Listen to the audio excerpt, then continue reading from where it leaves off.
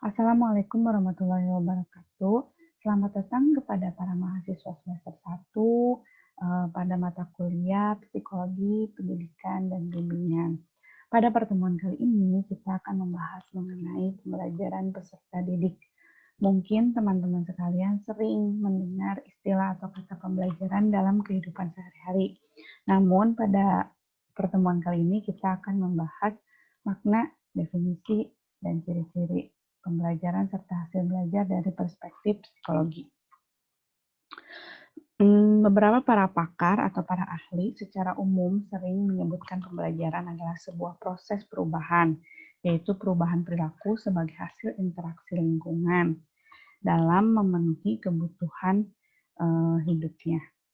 Nah, konsep pembelajaran dari tinjauan psikologis memiliki makna, yaitu suatu proses yang dilakukan oleh individu untuk memperoleh suatu perubahan perilaku secara menyeluruh sebagai hasil dari interaksi individu itu dengan lingkungannya.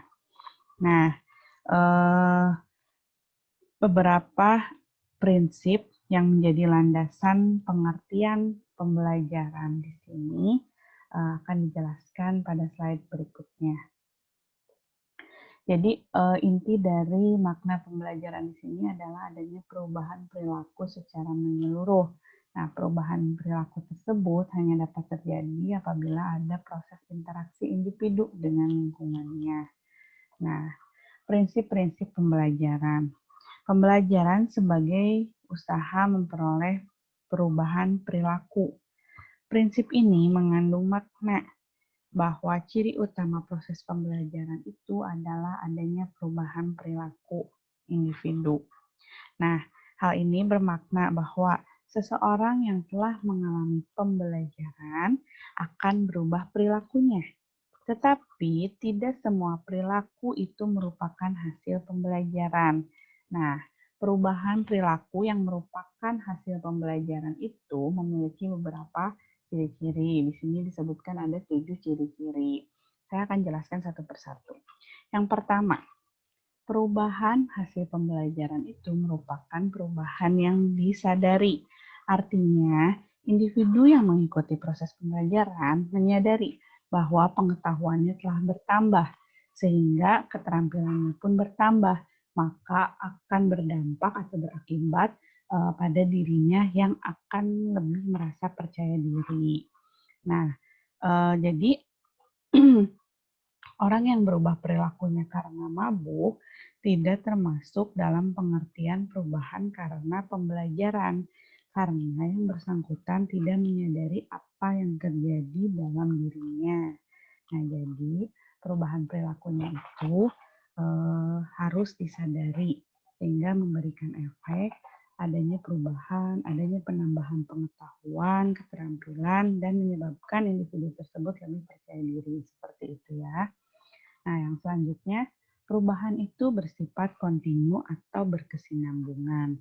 Artinya, perubahan perilaku sebagai hasil pembelajaran itu akan berlangsung secara berkesinambungan, terus-menerus.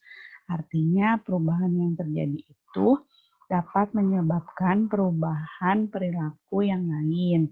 Misalnya, seorang anak yang belajar membaca, perilakunya akan berubah dari semula tidak mampu membaca menjadi mampu membaca.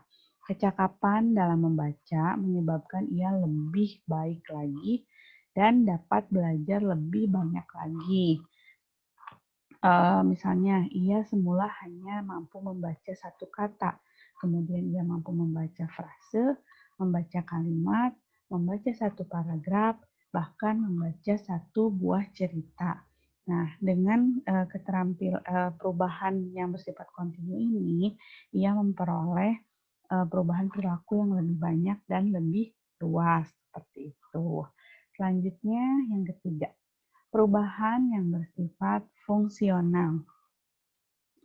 Fungsional di sini artinya perubahan sebagai hasil pembelajaran memberikan manfaat bagi individu yang bersangkutan. Misalnya, kecakapan atau keahlian dalam bahasa Inggris menyebabkan seorang individu itu mampu berkomunikasi dengan orang asing. Nah, sehingga kemampuan bahasa Inggris memberikan manfaat untuk belajar hal-hal yang lebih luas seperti itu. Selanjutnya, perubahan hasil pembelajaran itu merupakan perubahan yang bersifat positif. Artinya, perubahan yang diperoleh itu senantiasa bertambah sehingga keadaan mampu memperbaiki keadaan sebelumnya yang tidak bisa menjadi bisa. Orang-orang akan belajar lebih banyak lagi tentang sesuatu yang baik, perubahan yang baik, sesuatu yang lebih luas. Misalnya, ilmu yang lebih banyak, prestasinya menjadi meningkat, temannya menjadi banyak, kecakapannya menjadi lebih baik, dan sebagainya. Selanjutnya, perubahan hasil pembelajaran itu merupakan perubahan yang bersifat aktif. Artinya, perubahan tidak terjadi dengan sendirinya, tetapi melalui serangkaian aktivitas yang terencana dan terarah. Perubahan yang terjadi karena kematangan, contohnya gini, perubahan yang terjadi karena kematangan itu bukan hasil pembelajaran, karena dengan sendirinya pun perubahan tersebut akan terjadi meskipun tidak ada usaha pembelajaran. Contohnya, anak yang belum bisa berjalan, dengan belajar ataupun tidak belajar, anak tersebut akan tetap bisa berjalan. Seperti itu ya. Selanjutnya, perubahan itu bersifat permanen. Permanen di sini artinya menetap. Artinya perubahan hasil pembelajaran itu kekal, tidak mudah berubah, tidak hanya terjadi pada masa-masa tertentu saja. Nah, artinya perubahan di sini terjadi secara menetap, bukan sementara. Nah, perubahan yang sementara misalnya sakit, keluar air mata, menangis, berkeringat, bersin, batuk, dan sebagainya. Nah, itu merupakan bukan perubahan hasil pembelajaran. Nah, sedangkan misalnya perubahan hasil pembelajaran itu misalnya menulis, menghitung, nah itu akan berkembang terus-menerus, menetap, dan bisa digunakan untuk tahapan selanjutnya. Misalnya yang tadi itu, contoh menulis, asalnya bisa menulis hanya satu kata, satu huruf, kemudian bisa menulis satu kata, satu kalimat, satu paragraf, dan seterusnya. Jadi yang namanya perubahan itu kan bersifat permanen, menetap, jadi akan dapat berkembang terus-menerus seperti itu.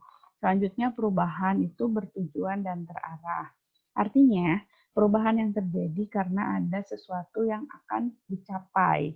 Dalam proses pembelajaran, semua aktivitas dan pencapaian itu untuk pencapaian tujuan itu harus ada. Misalnya, seseorang yang ingin belajar bahasa Inggris dengan tujuan agar dapat berbicara bahasa Inggris dengan orang asing, atau agar dapat berbicara atau mengikuti presentasi dalam seminar internasional. Nah, semua aktivitas pembelajarannya itu terarah dan memiliki tujuan, sehingga perubahan yang terjadi itu akan sesuai dengan tujuan yang telah direncanakan sebelumnya, seperti itu. Nah, selanjutnya prinsip pembelajaran yang kedua. Pembelajaran ditandai dengan perubahan perilaku secara keseluruhan. Nah, prinsip ini bermakna bahwa perubahan perilaku sebagai hasil pembelajaran itu meliputi seluruh aspek perilaku, bukan hanya satu dan dua aspek saja.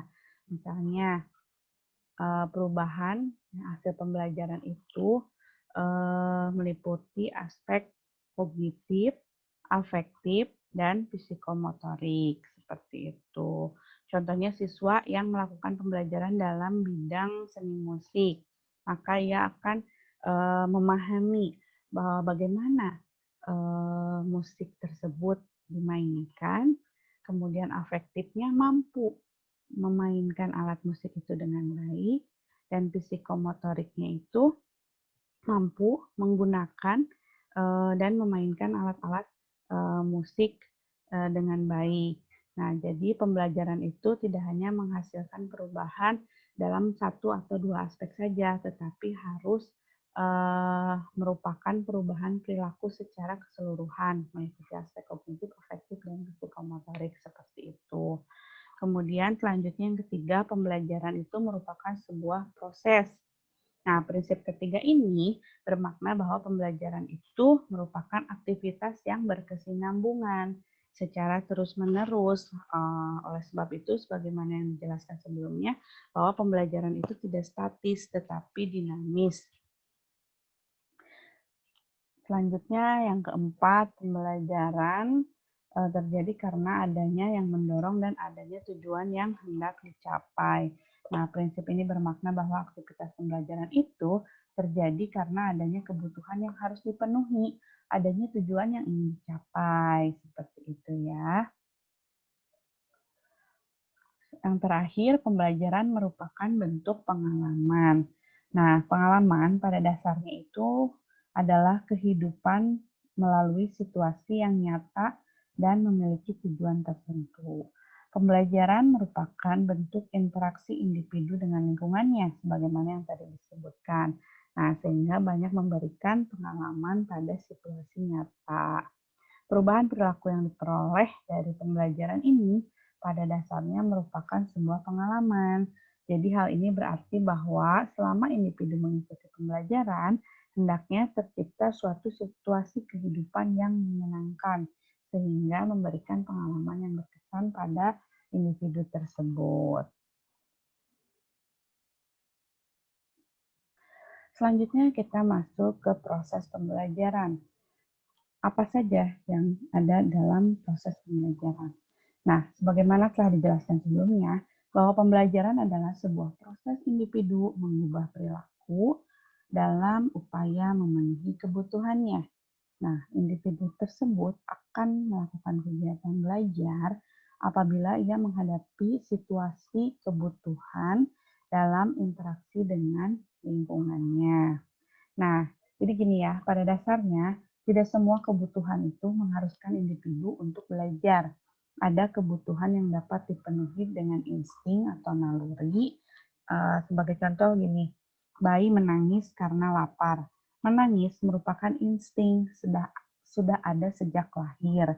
Jadi menangis di sini merupakan sesuatu yang diperoleh bayi dari kebiasaan